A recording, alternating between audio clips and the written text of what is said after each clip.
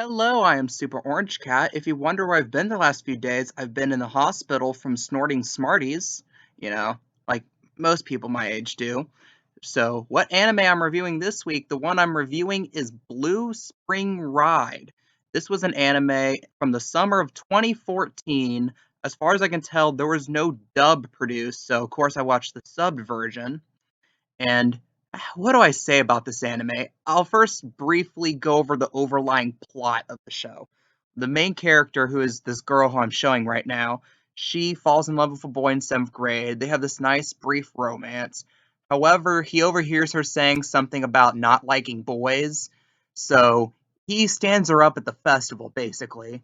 And then she's like sad about it, and he soon moves away for mysterious reasons that we find out later, and she's just sad about it. And she puts up this front of the, oh, I'm trying to avoid being attracted, having boys attracted to me. But reality, very clearly, she's in love with this boy. She's still in love with this boy after so much time. Then one day she sees a boy from behind who kind of looks like the guy who she would date in middle school. She stalks him, basically, goes back to the spot where they first met, and he kind of is like, oh yeah, I am the same guy, but I have a different name now. And she's like, oh, and then he's like, no, like I don't have those feelings for you anymore. So then the rest of the show ultimately ends up her chasing him in a weird way, and he's trying to be like, I'm not into you, but I'm kind of letting you be around because I kind of feel really sorry for you, which is just the overlying part of the plot right there, is how pathetic she really is as a person and as a character. And then ultimately, towards the end of the show, we have this whole thing where we find out that he had a pretty fucked up family life. His family got divorced. Well, they mentioned this earlier that his parents got divorced and that's why he moved out. But more than that, later, he lived with his mother, and his mother contracted cancer and died. And basically, he hasn't come to terms with that. He still blames himself because his older brother, who is actually a teacher in the show, a little more about him later, he told him before he left, oh, take care of mom for me. But he feels like he was unable to because he couldn't stop her from contracting cancer or getting cancer and dying. And then it ultimately ends with Futaba, or Yoshioka Futaba, who's, again, the girl pictured here, kind of getting through to him emotionally, and he finally kind of opens up to her and their newfound friend base. General thoughts about the show. I'm really conflicted.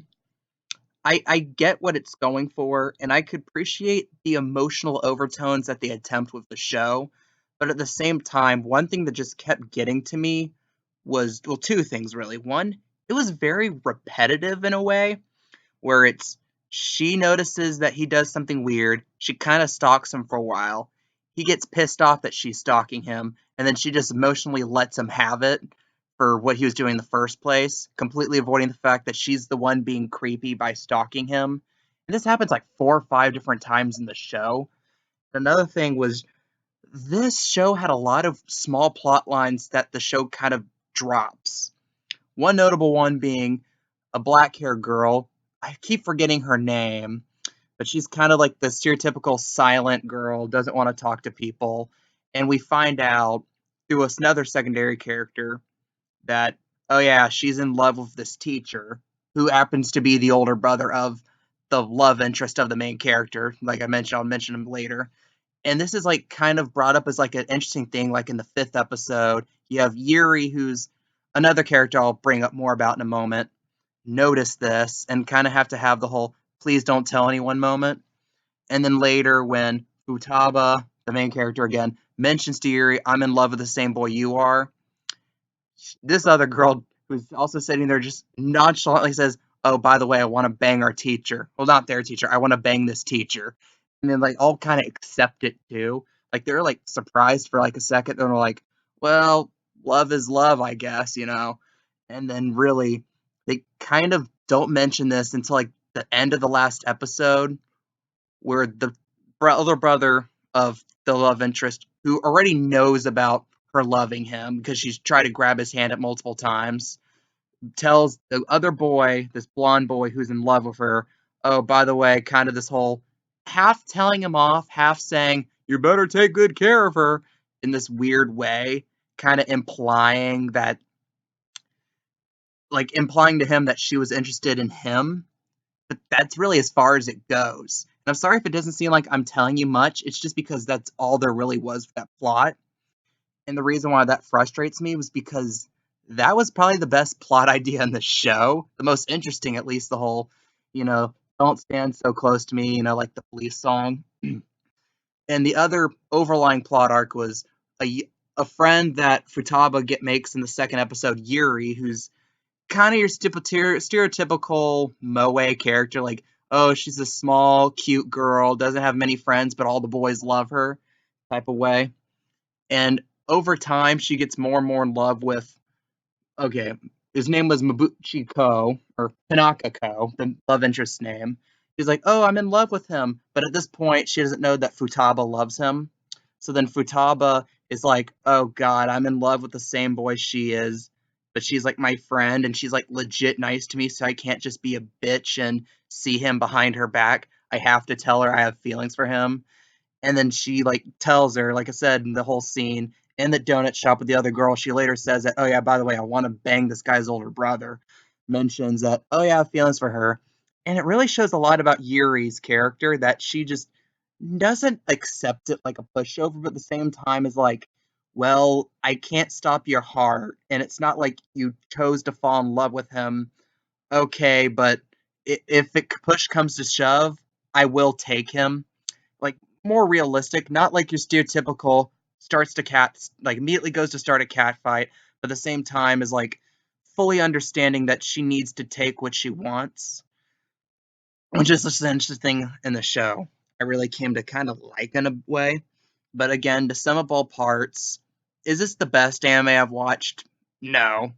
But is it like a worst anime of all time material? No. It really just kind of falls into this weird middling range for me.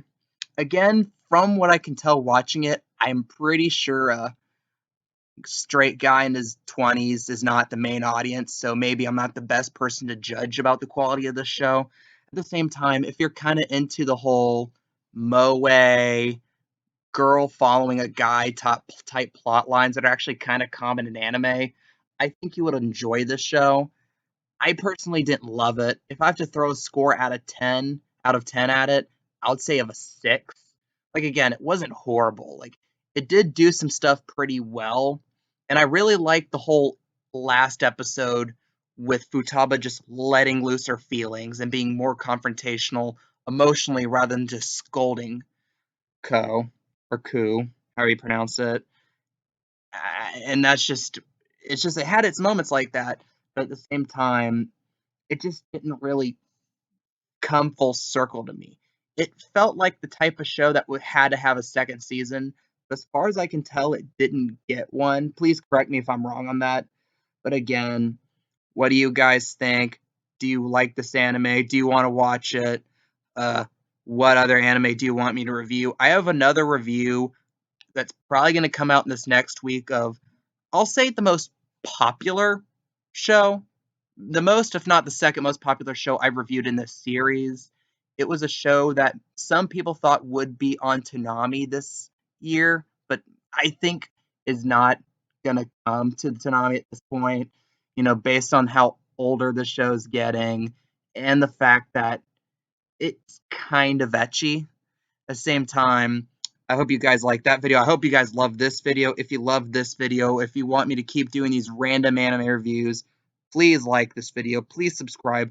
Smash the notification button. I appreciate your support. I am Super Orange Cat, and that is all.